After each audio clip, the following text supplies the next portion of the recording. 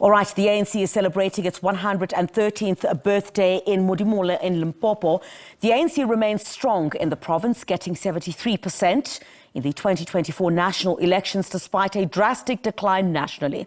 Well, let's talk to our SABC News reporter there, Katlego Nyoni, who has the latest for us on that. Would expect, Katlego, a reiteration of what the ANC president, Cyril Ramaphosa, had said in Cape Town at the stadium there, and how the ANC plans in that particular province to hold on to, the margins that it received in the last election. What are we expecting from that today?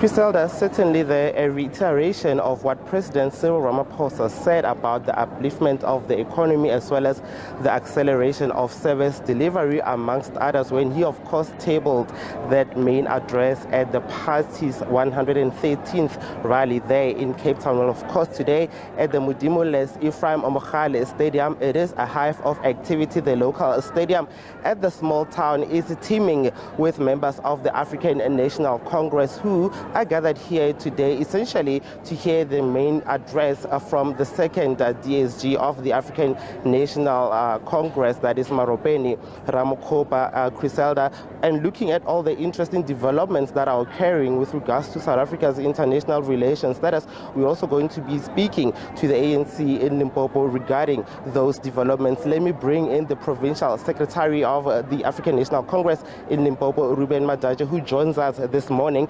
Thank you very much, sir, for your time on the SABC News channel.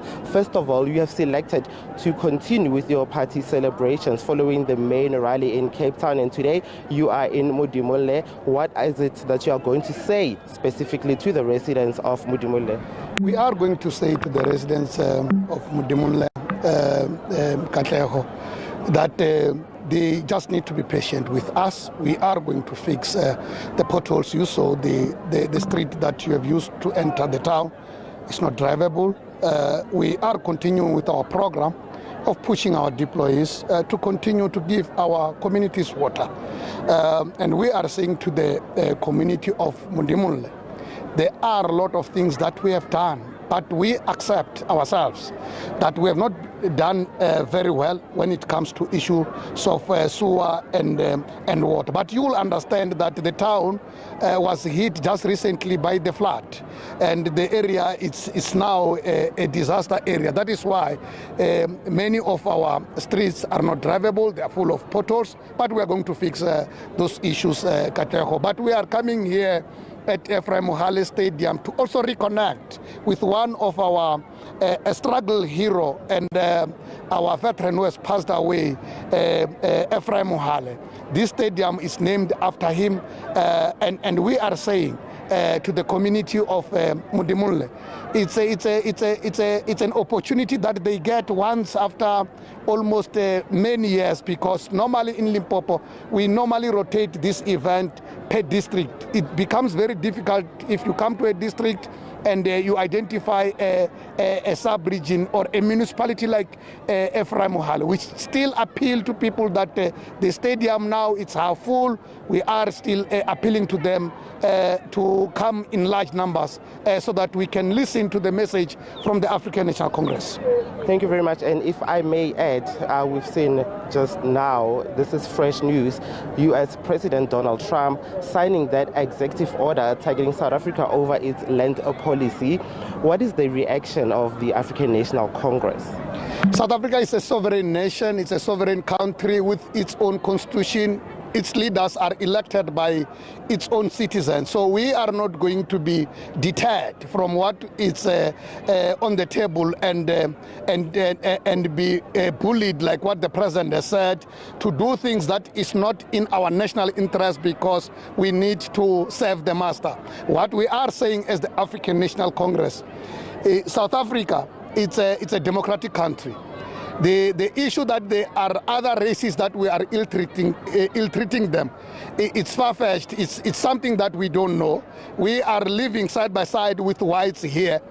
In fact, in many cases, whites are the ones, especially in Limpopo, that are harassing black people. You know of cases in Skukune, you know of cases in Tzanini, you know of many cases where black people were killed by white farmers, including the recent one in Capricorn in Pulukwane, where the case is still on. So we don't agree with the statement or with the orders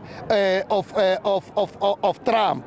And what we are appealing to our government is that they need to safeguard the sovereignty of this country and not be bullied because of the economic whatever that might be on the table. Thank you so much. And we've just learned also that AfriForum will be hosting a media briefing later this afternoon. You know, they will likely reiterate their stance. Is that something that you will be closely paying attention to? AfriForum are the authors of those orders. They are the prime orders of those orders. They want to collapse the economy of this country because they still think that this country must be governed and be governed by unelected people. AfriForum is not an elected structure in the republic. So I think they are like any ordinary NGO. But if they push us to the limit, then we will then have to react as well. Finally, let me then talk to you about the repatriation process of the 14 South African SANDF members. Of course, we know the story there. They expected to arrive at any moment. You know, how does the ANC essentially view this? On behalf of the Provincial Executive Limpopo Province, we want to take this opportunity and pass our sincere condolences to the families. And we know that as Limpopo, we are the most affected province. We have directed our government since last week to visit all the families. I can say with no fear of doubt that all the families have been visited by both the provincial and local government. And we have directed our government to go closer to the families, to assist the families with all what the families would need. And we are hopeful that starting from next week, our government will be visiting the families again to just ascertain themselves as to what is it that needs to be done to the families. But even ourselves as the African National Congress, we are going to descend down to the families and make sure that we go closer to them during these trying times. Thank you very much, Griselda. That is the Provincial Secretary of the African National Congress in Limpopo, Mr. Ruben Madaje. Strong sentiments there coming from him regarding all the developments surrounding South Africa's status right now to the world, saying that the African National Congress in the province will also be visiting the families of those that have been affected, that are bereaved, that are mourning their loved ones who, of course, Griselda, perished at Goma in the DRC, while the program here, Griselda, is expected to get underway shortly at 11. And of course, there will be a main address delivered there by the ANC second DSG, that is Moropeni Ramokgopa. Griselda. Well, and as the ANC in Limpopo plans to visit the families of some of the soldiers who were killed, of course, in the Democratic Republic of Congo. We're also seeing now that meeting of those heads of state, which is taking place in Dar es Salaam in Tanzania. Just taking a look at a tweet from the Rwanda Broadcast Agency. There we see President Paul Kagame of Rwanda arriving, shaking hands with heads of state, including South Africa's President Cyril Ramaphosa. And I understand from our team, perhaps in a couple of moments or just very shortly, we will be crossing live to an address that is being given there by Zimbabwe's Edison Mnangagwa. That's the president, of course, of that country. So much developing as the moments go ahead. We'll bring you all the latest here on SABC News.